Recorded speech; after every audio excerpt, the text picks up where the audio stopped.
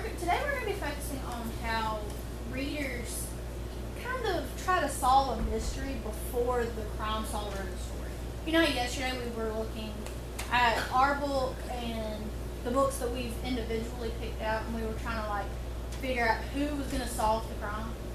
And a lot of us found out that the pictures on the back of our books, especially the A to Z mysteries and the Who Done It series, they have the people on the back have a little picture of them, so you kind of get an idea of what they look like even.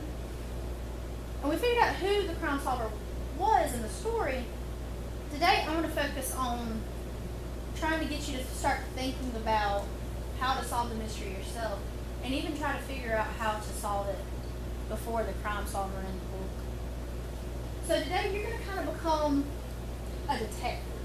You know, yesterday we were talking about how you could think about the last place that something was, or the last time you thought about something, or you kind of look at the clues to see if you could figure out what was going on in the story.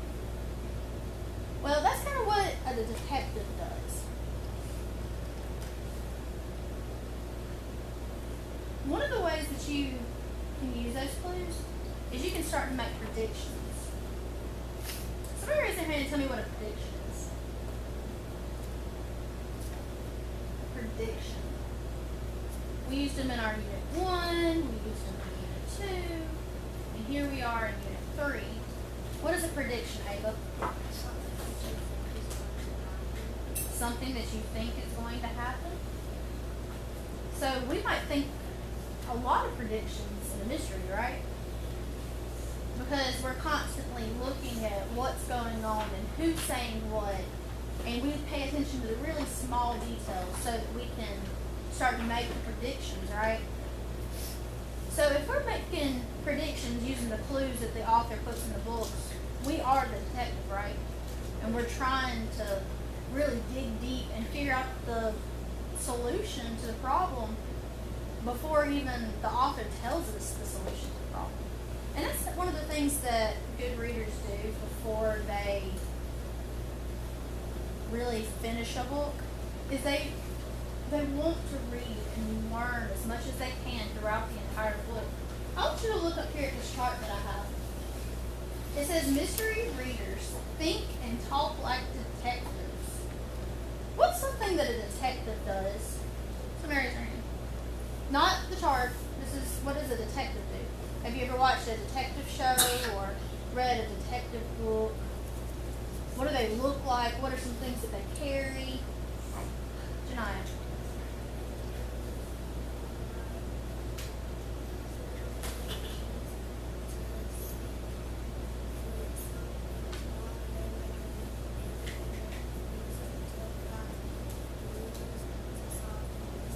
So they might use a magnifying glass to look at small details, kind of like how I have up here. That's what that's supposed to be, is a little magnifying glass. So if I was a detective and I looked at the small details using my magnifying glass, I might even look really deep into my text while I'm reading to find the very small details. What's something else that a detective has? Here. Or what he does.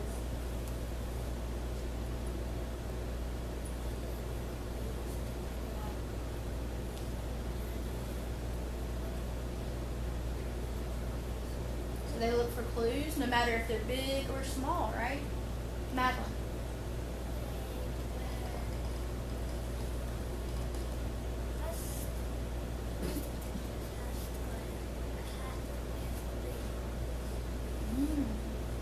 So I wonder if we could put on our detective hats today and pretend that we're detectives while we're working on our work. So I want you all to physically put on your detective hat. All right. So let's look at some of the things that they talk and how they think. This seems weird because, this seems weird because, so if I was reading and I noticed that something really seems strange, I might say, this seems weird because, I wonder why. I wonder why the author said that. I wonder why this is taking place. That's making me think think that.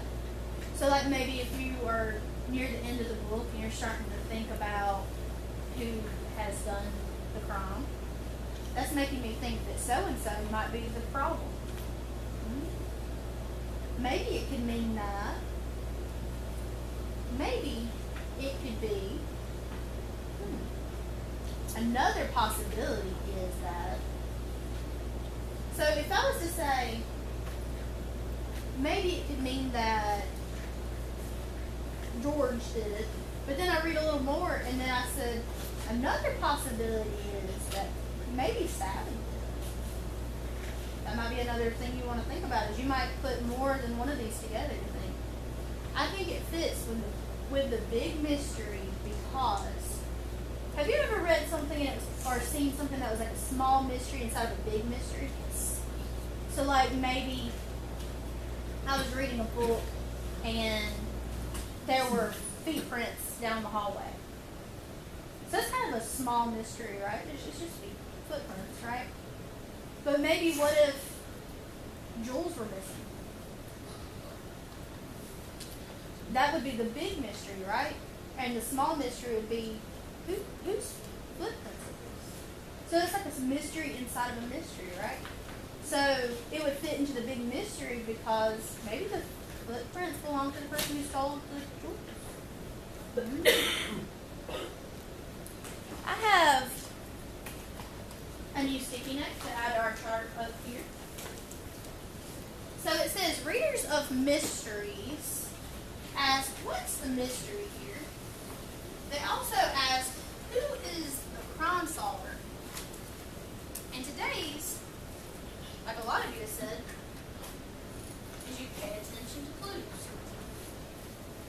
And that's what a detective does, is they pay attention to the clues, what's going on, and so that they can fit all the missing puzzle pieces together to have one full puzzle. And I'm going to give you a little practice to thinking like this. So I'm going to go ahead and I'm going to go back and reread a little bit of our story. And I'm going to start in chapter 2. Because you know we read chapter 1 and chapter 2 yesterday. So I'm going to kind of start in the middle of what we read yesterday. So listen up so you can be a detective and figure out the clues that I'm giving you. Dink raced into the book nook. Josh and Ruth Rose were right behind him. They found 3 seats behind Tommy Tomko and Eddie Carney. I wonder why the author decided to include Tommy Tomko and Eddie Carney. Does anybody have any ideas of why they might?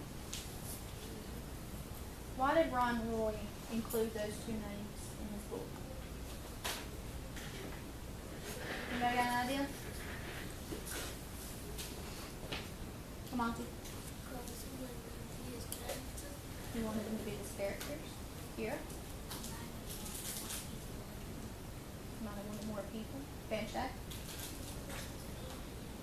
Maybe his favorite names. What about, could they have something to do with maybe the kidnapping? Was anybody thinking like that? You thinking like that? Well, you know, that's a really good thing for detectives to think about. They look at all their suspects and all the people that are around the crime or around the scene of the crime. And they really think about who was there and why. So, I wonder why Tommy Tomko and Eddie Carney were there. I'm going to finish reading.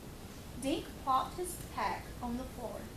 The clock over the cash register said 3 minutes after 11. Where is he? Dink whispered to Tommy Tomko. Tommy turned around. Beats me. He's not here yet. And Mr. Paskey looks worried.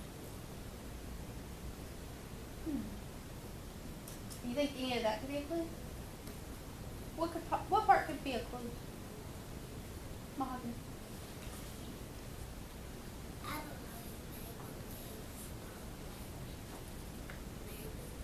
When Mr. Paskey was nervous.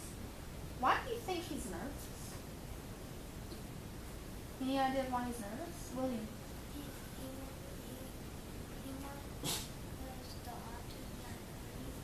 Oh, because the author's not coming. Could that be the only reason of why he's nervous? Because somebody happened to him. Mom.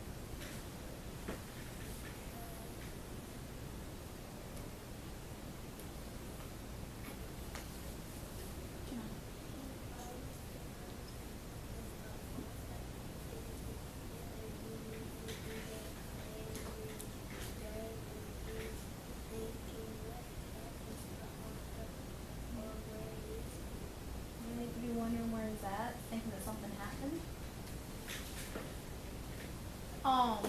What about, do you know anybody that's just always nervous?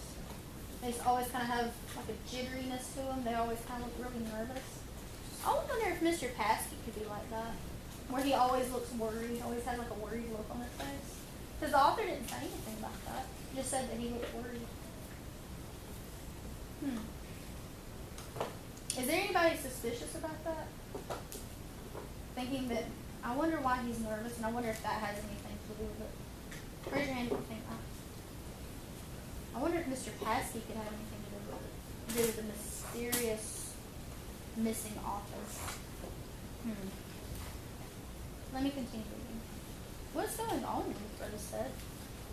Dink told her and Josh what Tommy had said. Paskey does look pretty nervous, Josh whispered. Mr. Paskey always looks nervous, Dink whispered Josh, looking around the room. He saw about 30 kids in the Miss Davis, Dink's neighbor, was looking at gardening books.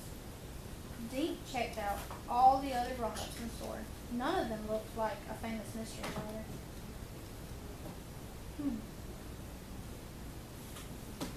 Does that help us figure out anything else about Mr. Paskey? No? That he's well, it says he's always nervous, so if he's always I wonder why he's always nervous. If he has a reason to be nervous. I'm gonna skip a couple pages and read another part. Mr. Paskey smiled bravely, but his eyes were blinking like crazy through his big glasses. Shall we give him a few more minutes? The crowd rumbled, but nobody wanted to go anywhere. Ruth Rose started to read her book. Josh opened his sketch pad and began drawing Mr. Paskey. Dink turned and stared at the door. He mentally ordered Wallace Wallace, to walk through it. You have to come, thought Dink. Ever since he had received Wallace's letter, he thought about only one thing: meeting him today.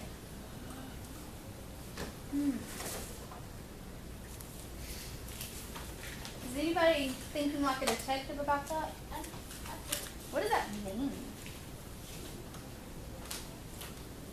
You want to share anything here?